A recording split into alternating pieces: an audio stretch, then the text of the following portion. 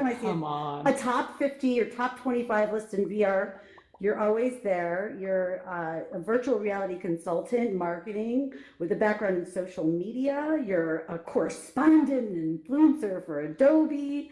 The list goes on, you guys. She's been featured in Mashable, which is like one of my favorite websites for social media and tech.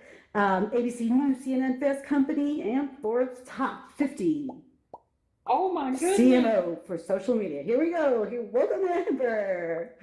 Hi, everybody. Thank you. Thank you for coming out. Look at you beautiful 3D people. Yes. Well, what's really cool is Amber's background is in rock and roll, and I figured, what a way to start than to ask you, with all of the experience you have. I mean, you've been with celebrities galore, and who's an artist that you've never seen, dead or alive, like a concert, like an Oh artist. my, Who oh my would you want goodness. to see? Is that a tough one? I know. It I is, had to give it a. is, Can we it is, guess? but oh, I'm sure some of you that know me probably can guess.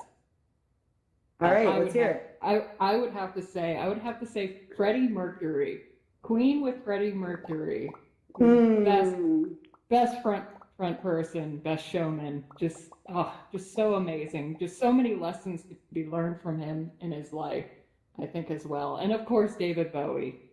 Oh I yeah. unfortunately did not get to Fashion. see him. I did have the ability to work on one of his albums in marketing and promotions um, back in the late 2000s. Wow, why Best times why? ever. But yes, those two would be top for me. Well, yeah, I mean, the show must go on, right? I mean, that The is, show must the go on, queen, and now it the must go on in queen. VR. Yes, it is going on, right? We're so blessed to have VR headset. We can get out of our house and travel the world, hang out with friends, right? Right? Everybody This is get to so know each other. cool. I haven't Well, seen people in forever. well, what I love about is you have an interesting name on Twitter, and it's Yes, called Miss Destructo. Miss And Destructo. how did you get that name? Let's see. There's the PG-13 version, which I'll use here. And then there's the rock and roll version. Of course, you need to have one Ooh, of those. You need to I have a love little it. bit of mystery. But back when I was doing blogging and really starting to get into social media, um, I at the time was 6 feet tall. I'm still 6 feet tall. I didn't get any shorter. But I I had I You had will.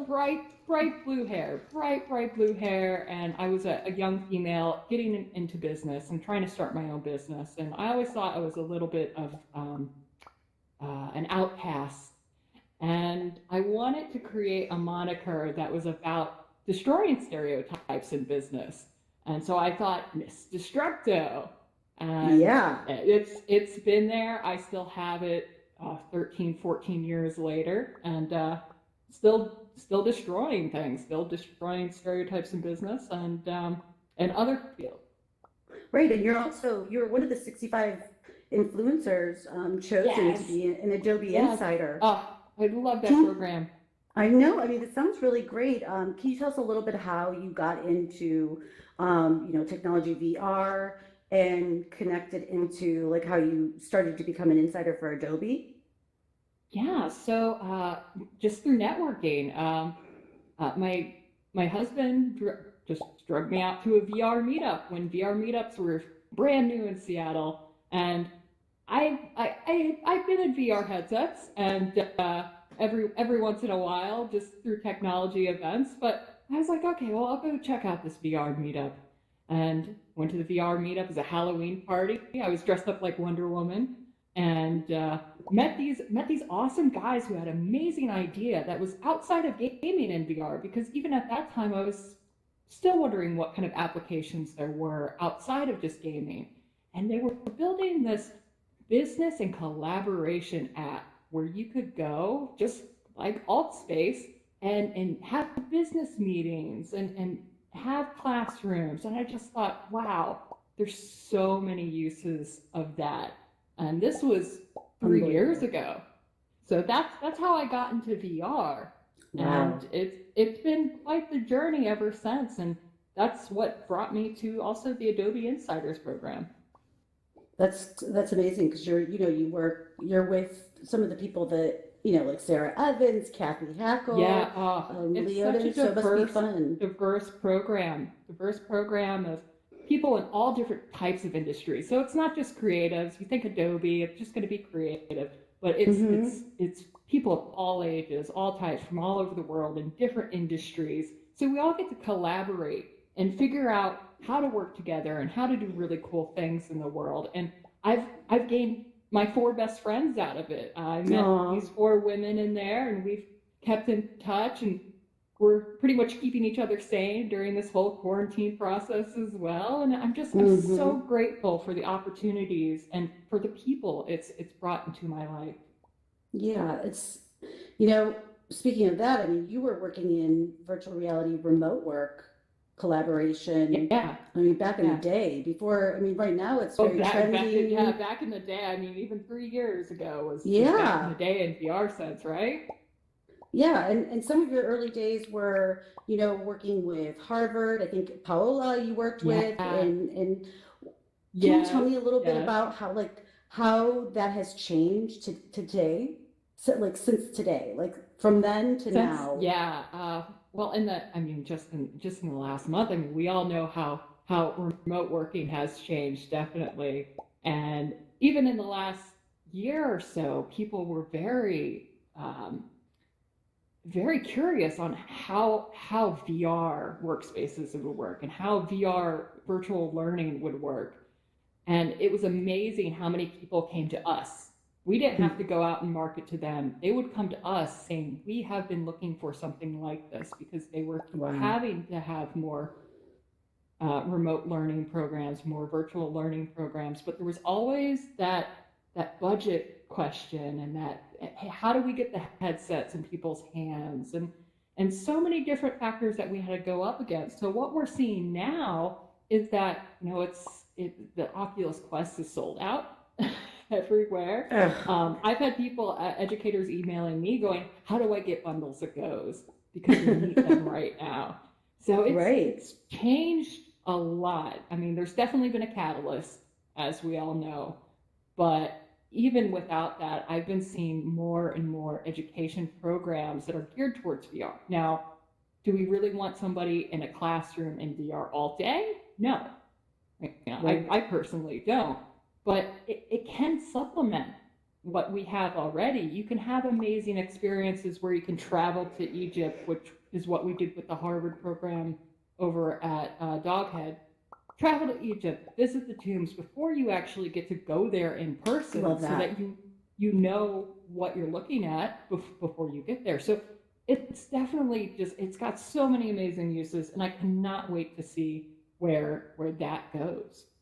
What was it like when you were doing the Harvard experience with everybody watching them experience that for the It first was time? I know that we over at Doghead almost cried at least a couple of times, because Aw.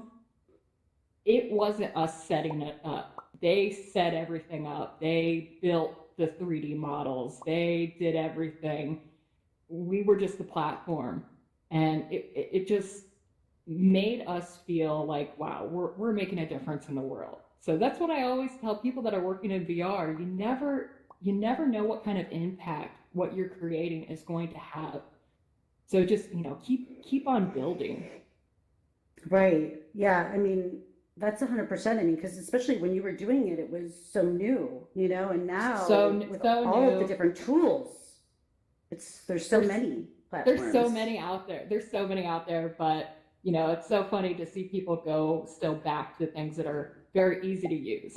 And Right. I think that's the key, is like the more that you make it easy to use and people to understand that are outside of the VR enthusiasts, the more that people are going to adopt things, because it's just easy to get into, like Altspace. Absolutely. You'd mentioned in previous interviews that you've done a lot because, everybody wants to spotlight you because you're such a rock star. Okay. I'm That also very you, humble. well, it is. I mean, you've done a lot, and it's interesting for me to hear you say that you never thought technology was like, well, we were trying to do the quotations for you. Yeah, I would try to do is this a quotation? Like, can we do How would you quotations guys like do this? it? In You got it? Yeah, yeah. okay. Yeah, that works? Okay, awesome. Thank you. Yes. And so, now that you're in the tech world and you've been in the tech world for a while, what type of advice would you give someone who might feel like they don't fit in or, nah, I don't know if that's the right place for me? It it's one of those things that I always tell people that nobody's better than you. We all have that imposter syndrome, especially Hmm. working in technical industries, that someone's always, has the bigger degrees than me, or has more experience, or has come from agencies, or I never did any of that. Like, I never, I mean, I went to college, but, I had a bachelor in communications. I didn't know what I wanted to do yet. And coming from music, I thought I wanted to go into music. And then I figured out that wasn't really right for me, but still a part of me. But what I was really good at was building communities, building fan bases, helping people market, and personal branding. I learned so much in personal branding from musicians. Who's more perfect at personal branding than a frontman or a band? So I just took all those things that I learned from my previous experience, and people would come to me that had the fancy technical, Right. just super technical people that had all the degrees. And how do I do what you do? How do I do what you do on Twitter? How do I communicate with people on Twitter? And it was just so funny Absolutely. because these are people that I'm like, wow, I would get shy to take a phone call with them even because I felt so lower Look at than you them now. almost. But they were coming to me asking for these things. So I always tell people that, even if you feel like you don't fit in, you do. You do. There's a That's place so for you great. out there somewhere. Love that. I mean, that's a great tip for everybody to have a little bit of, confidence to believe in themselves and try different things, especially in this technology too. Um, a lot of your opportunities in business have come from Twitter. From what I see, there's a lot of write-ups of, how you started out, and it was really wrapped around Twitter. And you've really been able to utilize social media and, create reach and engagement. What would you Uh-huh. say for developers, like game developers or world builders or people trying to promote their content? What kind of tips for Twitter or social media that, what kind of marketing tips would you give them? So Twitter is there's a lot of social media platforms out there. I mean, there's TikTok, which I tried to use, and I think I took a video of a floor and my dog and edited it together, and who knows. But there's a lot of social media platforms out there, and the fun thing about Twitter is that it's so open. Anybody can contact anybody on there, which is, of course, we know it's sometimes problematic, but what I always tell people is that your community is out there somewhere. No matter what you're building, your community is out there on those platforms. And to find them nowadays, it's so easy. There's actually a tool called SparkToro that I've found really interesting in the last couple of days because it shows you audience insights on Mm, social. So you type in, maybe say you're working on something that has to do with, of all things, like aquariums. Where's that aquarium fan base at? Where's right. those people who love aquariums? Well, it shows you where they live.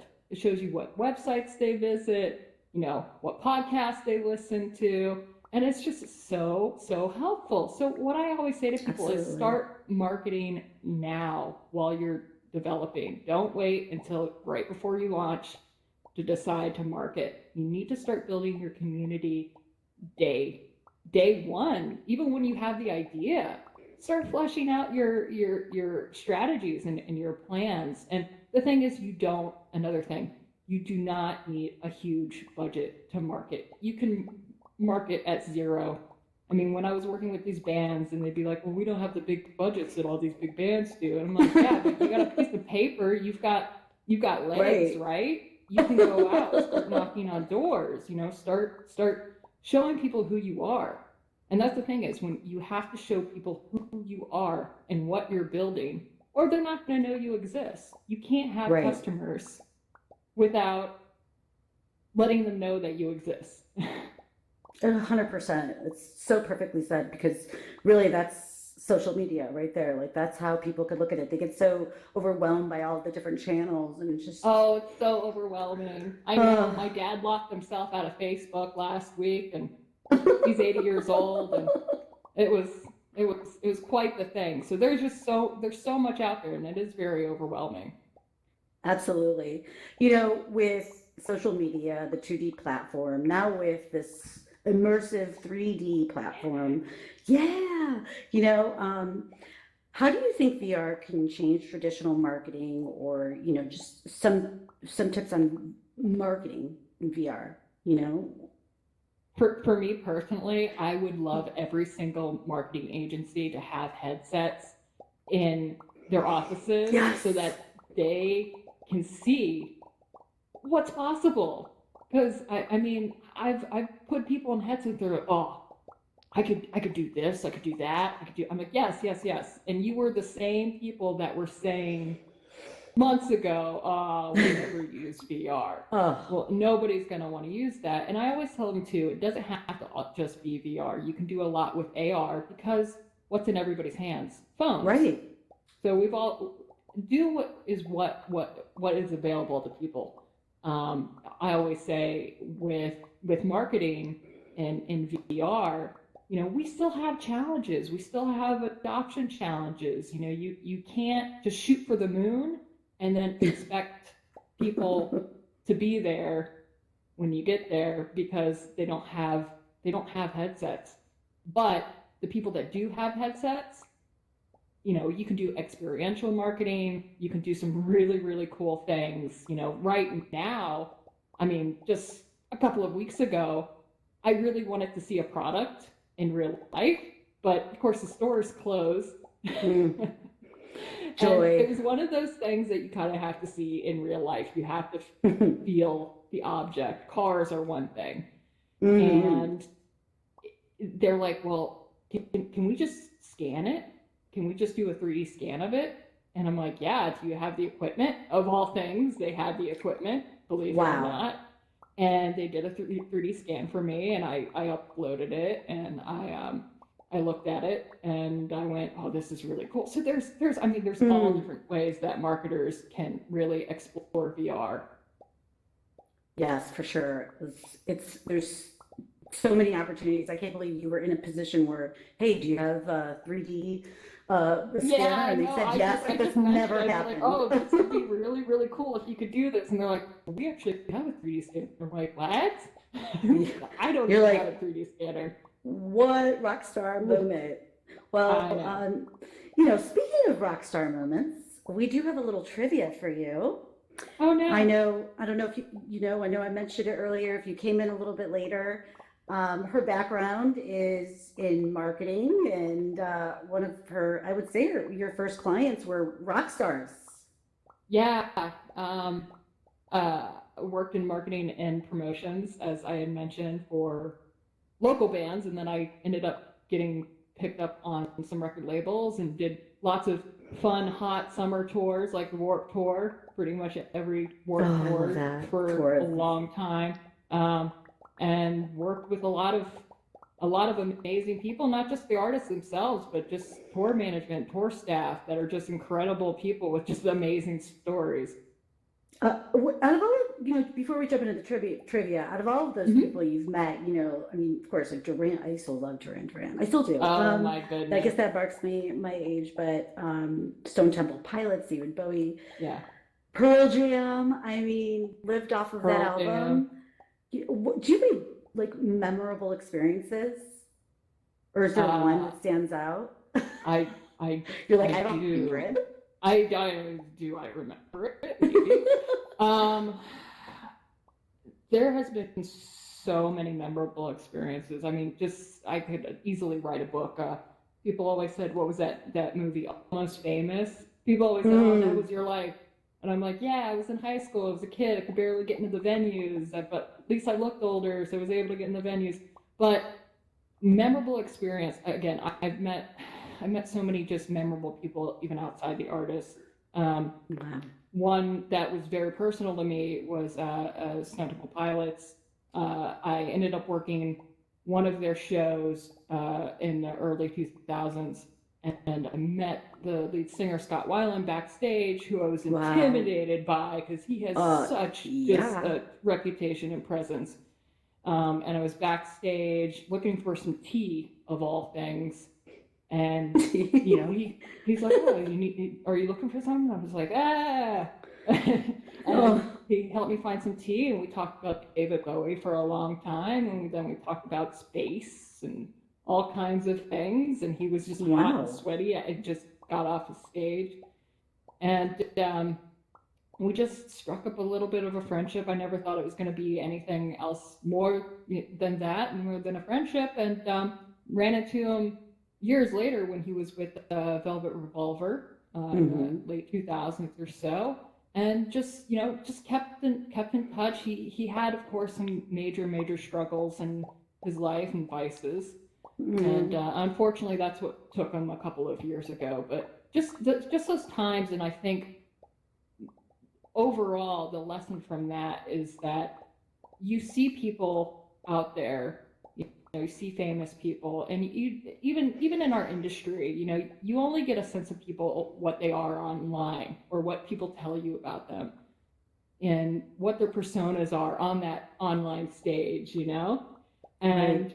it's really is what's at their core that we may not know about. And he was just a brilliant guy, and really caring about his core people around him, um, and a very hard person to deal with and talk to because he had anxiety. I mean, I had anxiety, Right. and it was just really um, bringing me back down to earth. I think that was the most memorable experience because it was Wow. just knowing who people are beyond what other people tell you they are or what you hear about them. Right. And for me, it was something that's just changed my life and who I am. Thank you for sharing that. That's like the title of your chapter could be How Tea. Uh, yeah, the tea, How the tea, how tea. tea helped Scott Weiland and tea. Stone Temple Pilots.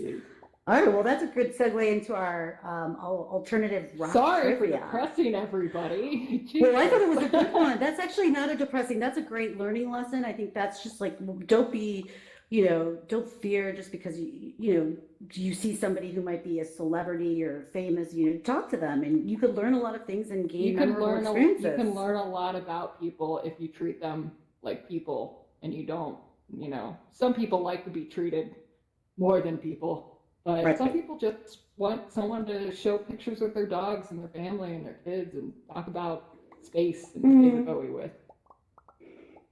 Okay, I love that. All right, Well, trivia. Rocco. Okay. Um, so question number one. Here we go. Which of the following bands was not? Oh, by the way, I'm just heading it out. Emojis, okay? There's an emoji council on the right. I'm sure you guys have seen, you guys have been using it. Make sure you pick which one you think it is, including you, Miss Destruct Out. Oh, do I And get to do this too? So do I? yeah, yes, you Oh, sure okay. do. Cool. Okay, which of the following bands was not one of the big four grunge in the 90s? Of grunge. Okay, let me Yeah. watch me get this wrong. All Because I right, hit so we the have it. wrong emoji. Right, and for all of you out there in the YouTube universe, in 2D world, join on in and share the emoji. So for Red Hot Chili Pepper, let's get some applause. For Pearl Jam, oh, because I love Pearl Jam, heart, and Oh, Soundgarden, laugh. yes. Rest in peace, Chris Cornell. Mm, yes, 100%. All right, so the answer was, drum roll please, Red Hot Chili Peppers. So all of you who had an applause, thank you very much. All right, question number 2. So far, let us know how you're doing here.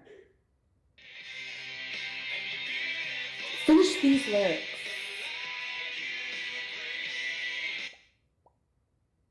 So now to finish the lyrics of that song, would it be calls on me, or falls on me? So if it's falls on me, give me some heart. Man, Let's you go. people really know your music. All right, I love this. I'm taking a picture of this because this is, yes.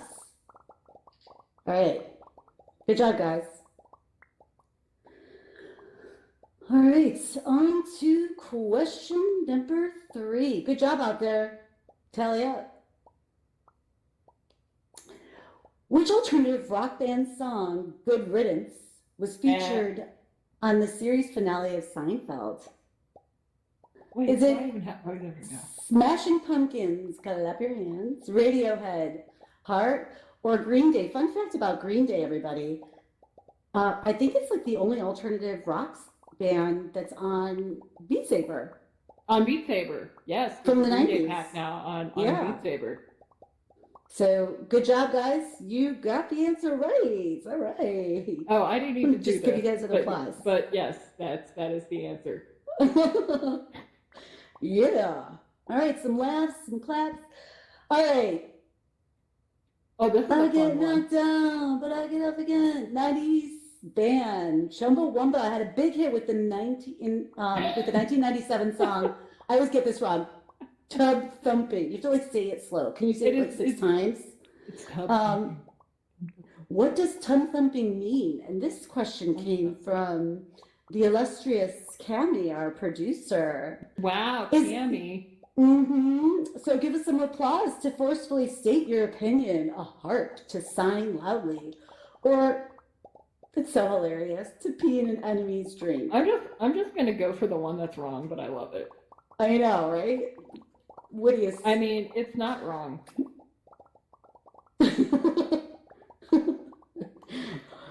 This was the answer. Was an applause. All right, last question, number 5. You guys are doing a great job out there. True or false?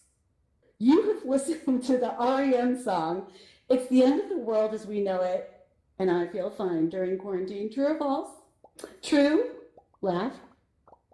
False, clap. Yeah, I've actually listened to it 100 times. There's no right or wrong on this one. Wow, that many people. You guys have to. I know, but it's a fun song. I love it. It is a very fun song. We Didn't Start the Fire actually has been something that I've listened to quite a few times. But it was always burning since the world's been turning. We didn't stop. I love that album. Billy Joel. And then everybody tries the rest of the lyrics, and then they're just like, I don't know, JFK. Well, thank you so much for joining in fun, Amber, and everybody for joining the Hive. And you all are so super cool for being here. It feels like we're hanging out, right? I mean, we're at home. We're all in different states and cities and countries. It's the wildest thing ever. I'm sitting on my bed right now. This is so weird but amazing. Right? It's unbelievable. Well, yes, and our next show will be the finale of our season. That'll be our 12th episode. It's going to be with the world's first animation company for VR, Studio Cyros. It's made up of like Nick Ladd, Dan Frank. I don't know if you guys have seen like Into the Spider-Verse and Pete Arias. Have we? How many times have we seen that movie? He did the VR version of it. And, wow. Nick's done some really cool stuff with Quill and has the artists who are building our worlds just really intrigue me. And so that's the same time, same place next week for our season finale. And I wanted to do a shout out to a woman in VR who is, I met her a couple of years ago in OC5, I think, at Facebook. And she was dressed up in Dot from head to toe. Oh, it was pretty amazing, yes. Yes, I'm sure you've seen it. she's awesome. She is so amazing, and I want to play this. Oh, it's so cool. I was playing it the last couple days. But it's a Pixel Rip 1995, which is a follow-up to her 1980, or sorry, yeah, 1987, I think it was, Pixel Ripped. And it's available now, I think today, on Oculus Quest and Steam VR. So definitely check it out. It's a really fun game. It's a game within a game. And while you're in the game, you can get like 3D objects to play with too. So it's really rad. So definitely check it out. Pixel Ripped 1995. And that's it for our show. We're going to come and have a little after party in the middle if you have any questions for Amber. And thanks again for coming to the Hive. Thanks to all of our YouTube followers and for joining, and leave any of the comments, any questions. I guess we could just go to questions.